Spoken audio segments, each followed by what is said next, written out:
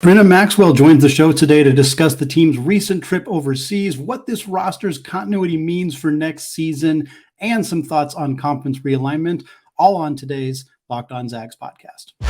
You are Locked On Zags, your daily podcast on the Gonzaga Bulldogs. Part of the Locked On Podcast Network. Your team every day.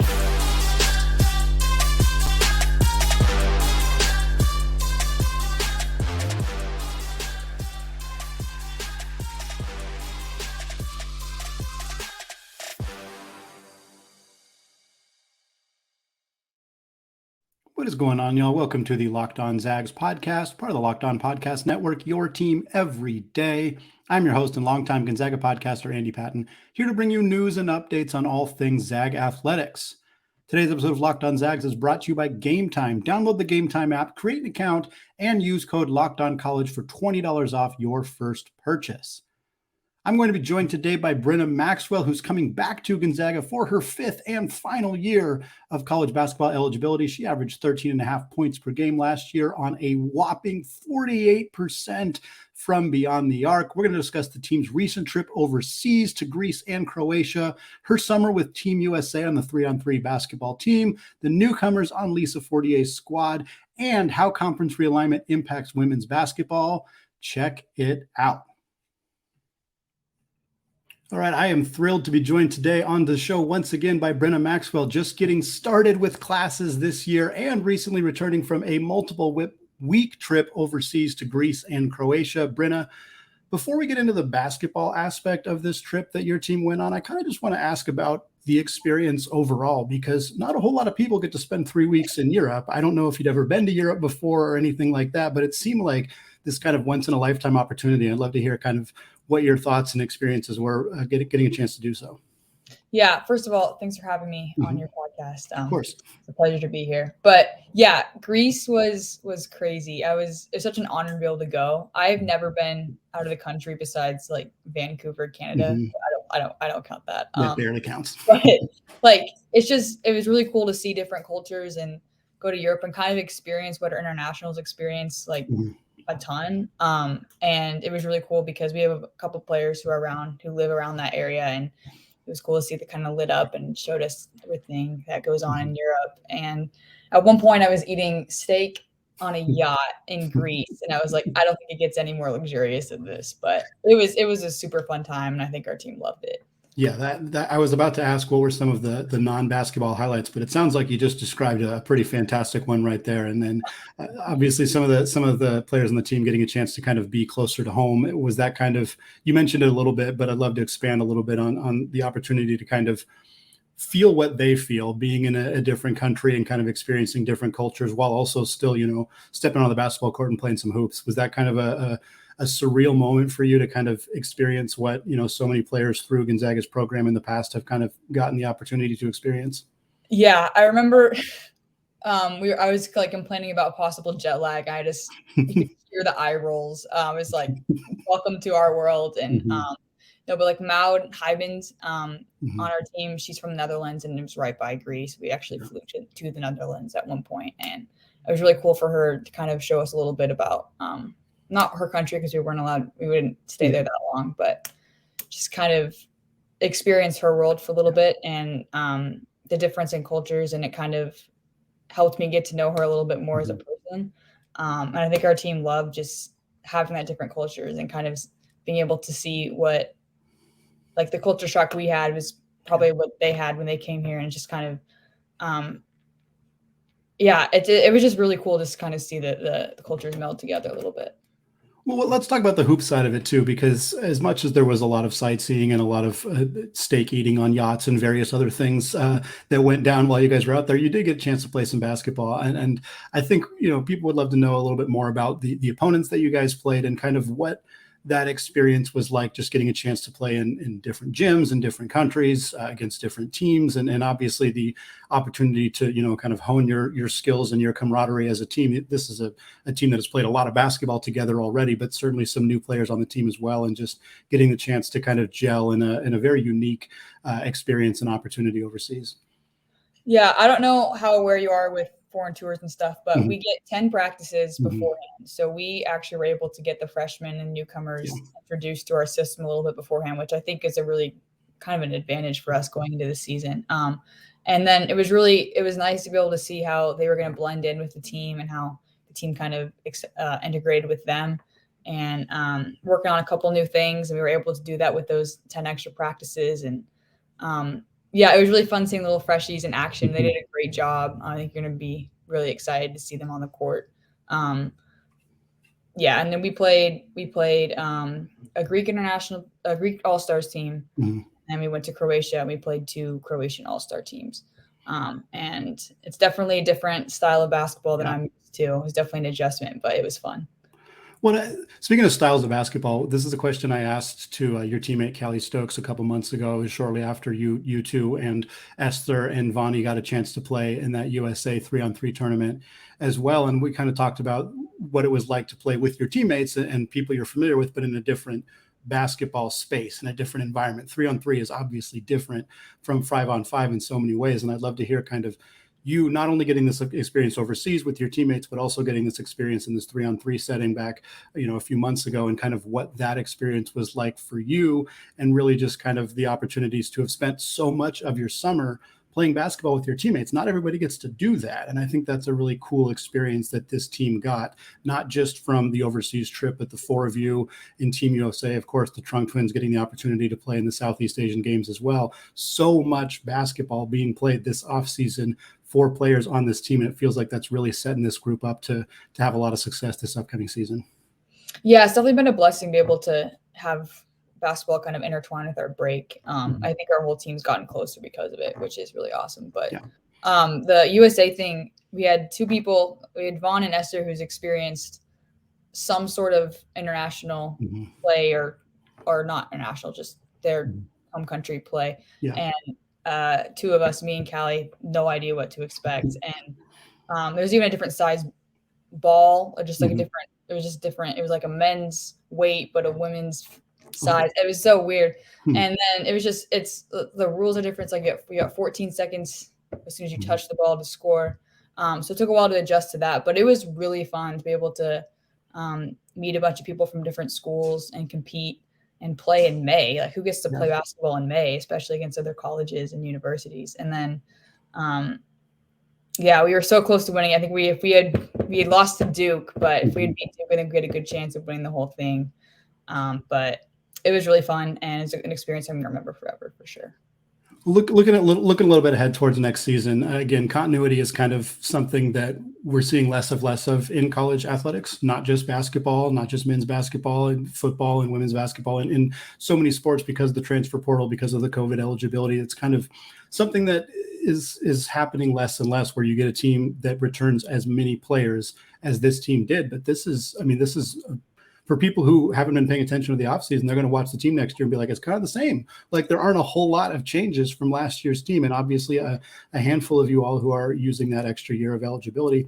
How much do you think that helps Coach Fortier, helps your team in general in terms of preparing for the season and maybe getting to try new things or getting to kind of know what works, what doesn't work? And then, of course, for you all, just in terms of knowing your teammates, knowing their tendencies, like, how impactful is it to have a huge chunk of this team back for another season next year?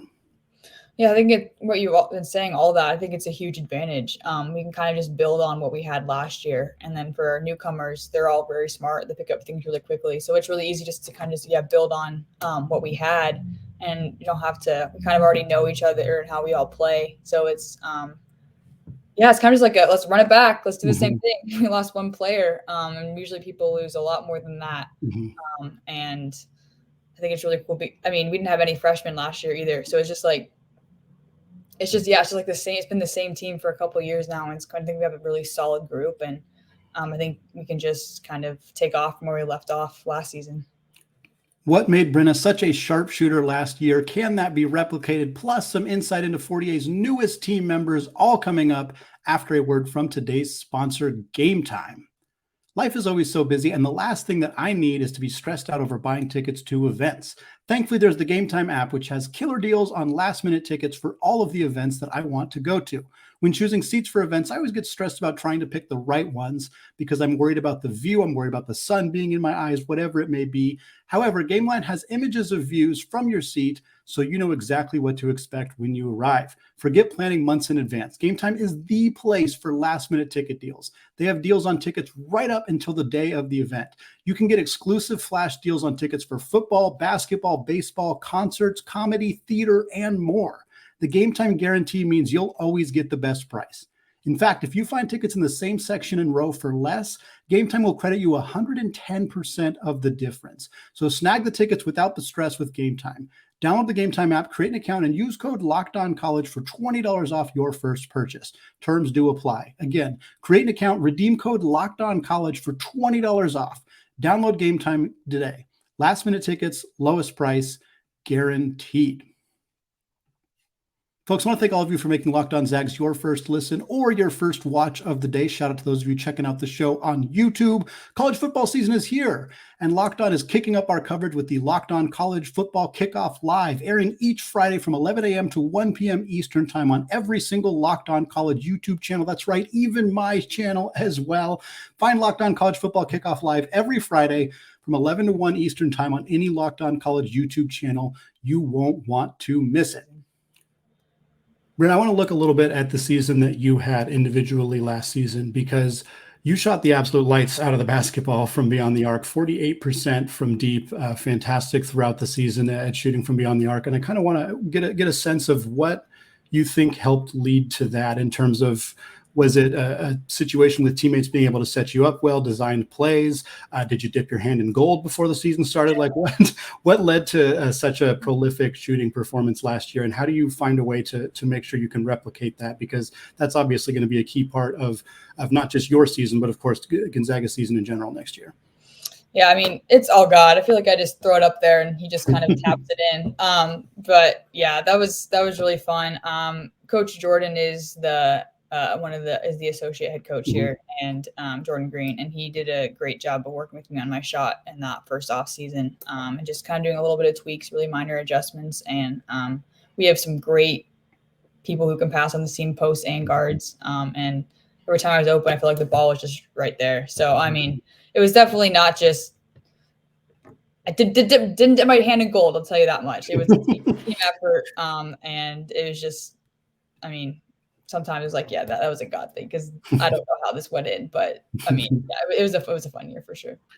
Another thing I noticed looking at some of the stats for this team, one of the most prolific free throw shooting teams in the entire country last year, 7th in the nation in terms of overall field goal or free throw percentage, about 79%.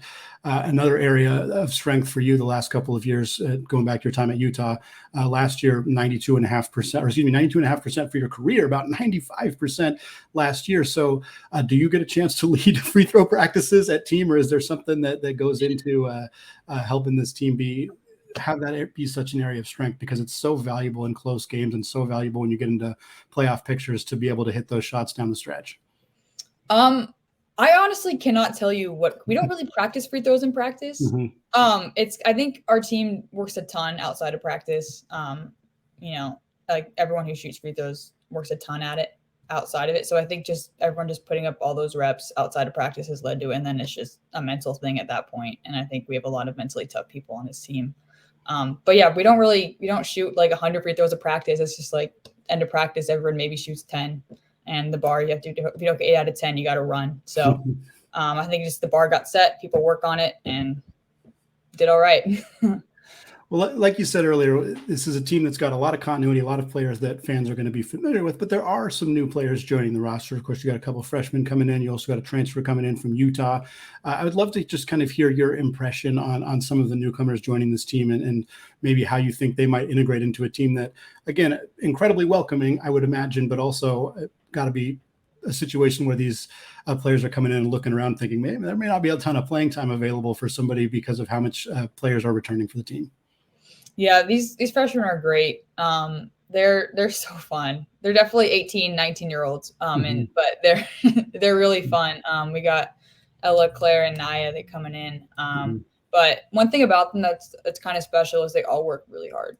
And before practice, after practice, they're all in the gym just working their butts off. The improvement's already insane. They're so coachable. It's really fun to play with them and just see them picking up stuff so fast, like I said earlier. And like poor Claire is the only new guard in like freshman guard in 2 years.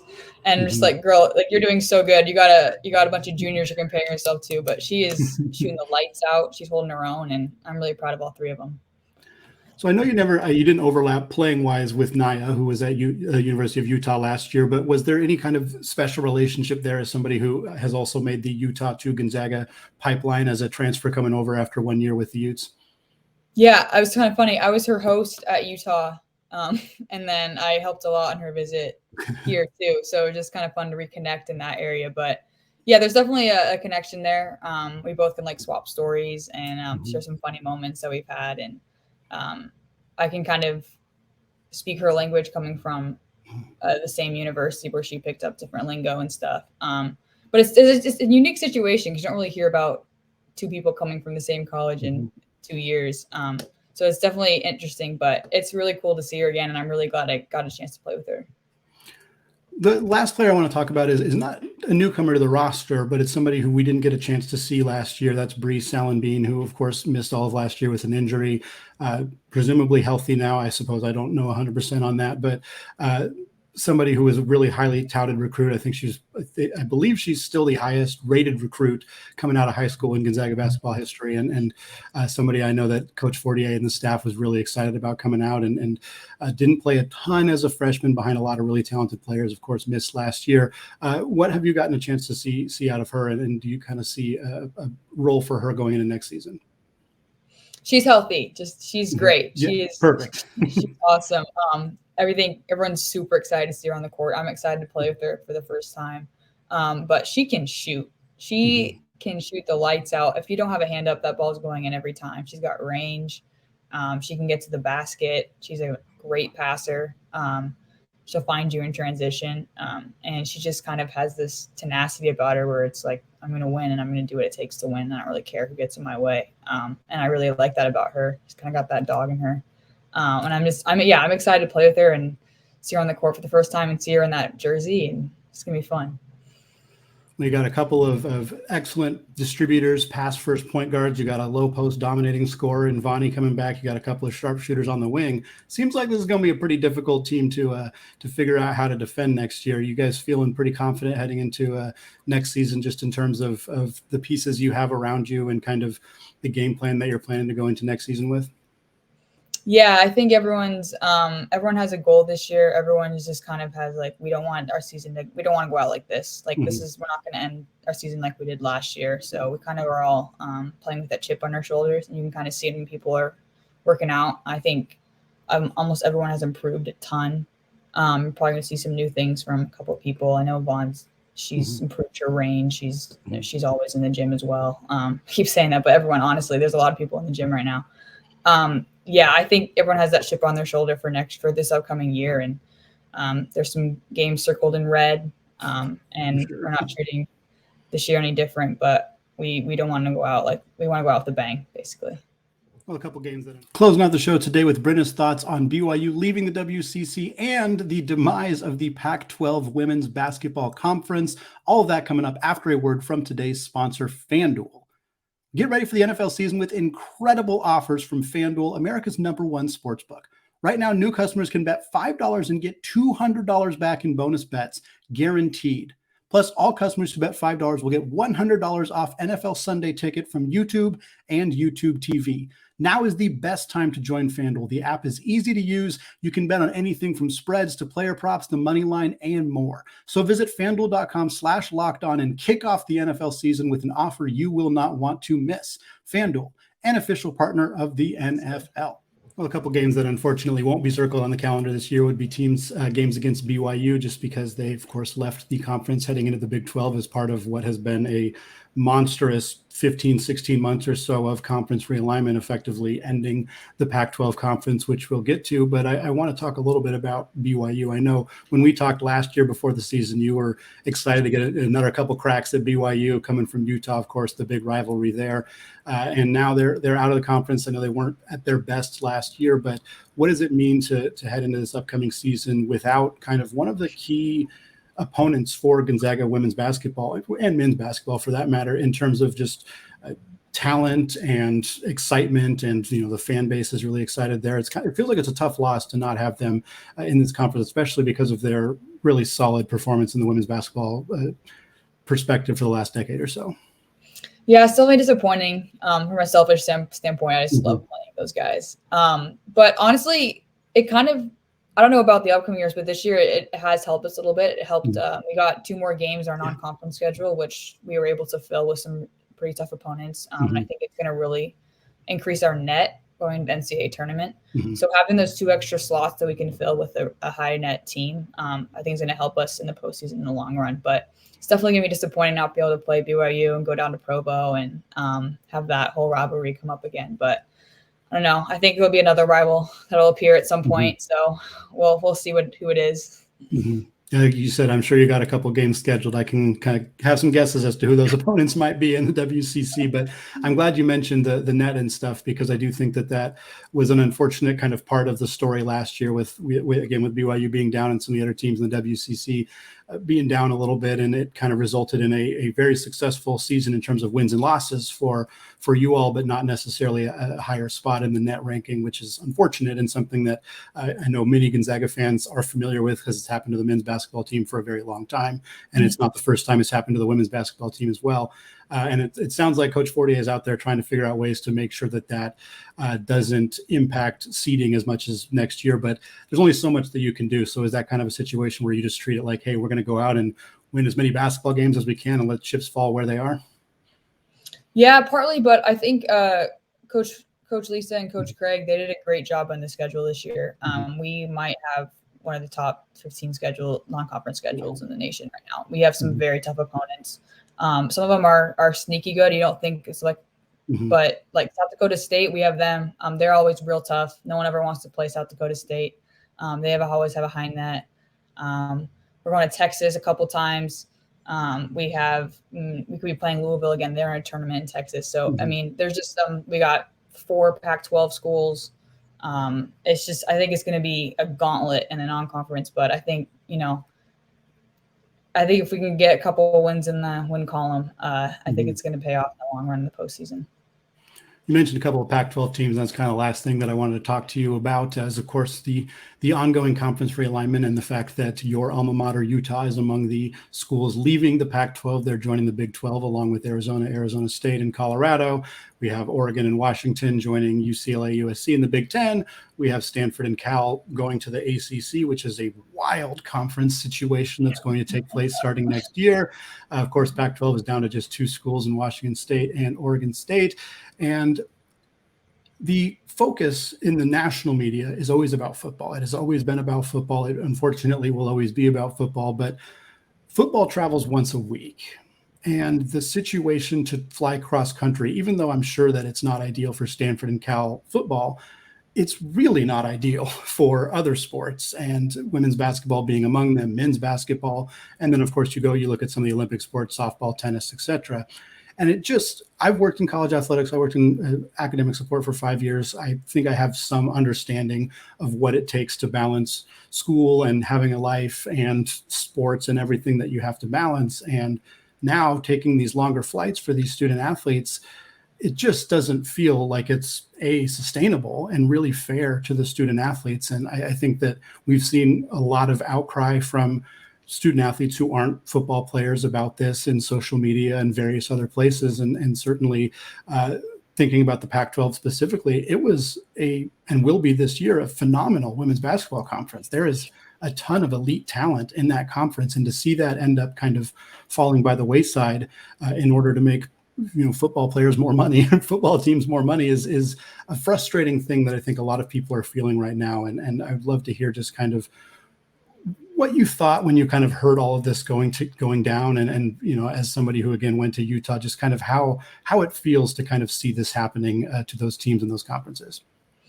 Yeah, you mentioned a big thing. I think it's gonna be great for football. I think it's gonna give them a ton of money, like you said. But yeah, like football plays once a week on Saturdays. Every other Pac-12 team plays Friday, Sunday. So then you have, let's say, your men's tennis. You could get football charters. If you're any other team, you are not chartering. Right. You're leaving, I don't know, Thursday out of class, and you come back Sunday night. You have a cross-country flight, East Coast. You're getting back like 3 a.m. You got to be in class for 8 a.m. So if you're doing that every other week for like 6 months, I'm just scared what's going to do for mental health and athletes. It's already such a concern. And I don't think people who were doing, there's a lot of people in charge of the conference realignment, but I think a lot of it was just how much money can we make? Treating athletes like money-making machines isn't really going to work in the long run. So we'll see how long it lasts. We'll see what happens. I think it's definitely stirring the pot of probably some great matchups you wouldn't have seen otherwise. But I think could have some damaging effects as well. Yeah, and I think that's kind of where it feels like we don't know until we see it. But at the same time, like if everybody is telling you, hey, this is going to be a challenge, and people who work, Dobos are struggling with figuring out how are we going to make this work from a flight perspective. And I have colleagues in the academic support industry who are like, I don't know how this is going to, like, how are we going to do this? Because they don't just work with the football players, And so to me, I think it'll just be, like you said, how long is it going to last? And I think the football move might stay. That might stick. Yeah. But I wonder what's going to happen to the other sports. Are they eventually going to realize, like, hey, it doesn't make sense to fly, the Oregon State baseball, I guess they're not in it, but like the Stanford baseball team to North Carolina. Like that doesn't make sense. Yeah. Or with women's basketball. And I know that there's some rumblings of like, oh, we'll just have them meet in like Dallas or whatever. And it's like, well, then you're just kind of not letting fans really get to partake in this too. So there's a lot of things that I think need to be ironed out, but I think you nailed the sentiment of like, this is just harder for student athletes. They are still students. They are still going to school, and landing in the middle of the night or having to travel cross country every other week for 6 months. It just does not feel like something that is going to elevate their experience as student athletes. And at the end of the day, I believe that's what the NCAA should be trying to do. That's what they say they're trying to do. And this doesn't feel like a move that is necessarily doing that. Yeah, you said it. 18 to 22-year-olds aren't grown up yet. They need all the support NCAA can give them. And yeah, we'll see what happens. Brynna, thank you so much for taking time to come on the show today. I really appreciate it. I'm looking forward to catching this team next season. I think it's going to be this upcoming season, I should say. It's going to be fantastic. And again, thank you for coming on. Thanks for having me. All right, folks, that's going to wrap us up for today. Thanks again to Brynna for coming onto the show. Always appreciated. We got one more guest lined up for later in this week. A fantastic, fun show coming your way as well as we get into the middle of September. We're only a couple weeks away from starting our season preview series, discussing every single player on the roster, their history, their best and worst case scenarios for this upcoming season, as well as a prediction for how the year is going to go for them. That's coming in October, so hang with us. We got some fun stuff lined up until then here on Locked On Zags, available wherever you get your podcasts, also available on YouTube. We are about 20 followers away from getting to 2,000 subscribers on YouTube. So if you haven't done so yet, just go to youtube.com, search Locked On Zags, and hit that subscribe button. It is very much appreciated. Thank you so much for listening. Enjoy the rest of your day. And as always, go Zags.